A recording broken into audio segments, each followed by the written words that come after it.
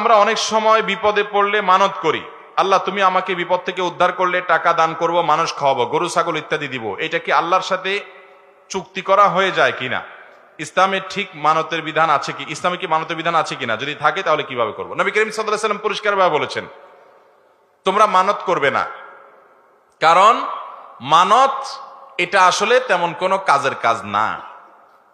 এটা কি? ইন্নামা ইস্তাখরাজু মিনাল বখিল, মানতের বিহি মিনাল বখিল, মানতের মাধ্যমে বখিলের সম্পদ বাইর হয়। বখিল ডাইরেক্ট দান করতে চায় না, বলে আগে আল্লাহ আমার ছেলেটাকে সুস্থ করেন, ছেলেটার রেজাল্ট ভালো করে দেন, আমার বিপদটা দূর করেন, তারপর আমি এটা দেব। সে ডাইরেক্ট দিতে চায় না, আল্লাহকে শর্ত দিয়ে দেয়। তো বখিল কৃপণ, সে আগে দিতে চায় না, এই জন্য সে আল্লাহর কাছ থেকে পেয়ে তারপরে দিবে বলে। নবী সাল্লাল্লাহু আলাইহি ওয়াসাল্লাম বিষয়টাকে এইভাবে দেখেছেন। তবে এই হাদিসের আলোকে ওলামা ইকরাম কেউ মানত করাকে হারাম বলেন না, বলেন যে এটা অনুত্তম কাজ, মানত ভালো জিনিস না। তাহলে ভালো জিনিস কোনটা?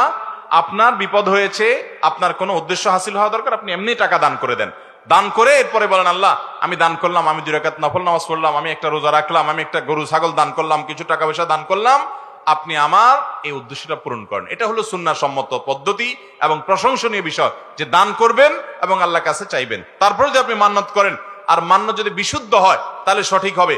আপনি যদি মান্নত করেন কোন মাজারে কিছু দান করবেন, তাহলে সেটা ভুল মান্নত। এই মান্নত করলে সেটা পূরণ করা জরুরি না। নবী সাল্লাল্লাহু আলাইহি ওয়াসাল্লাম বলেছেন মান নাযারা আন ইয়াসি আল্লাহ ফালা ইয়াসিহি, যদি কেউ কোনো গুনাহের কাজ করা মান্নত করে তাহলে সে গুনাহ করতে পারবে।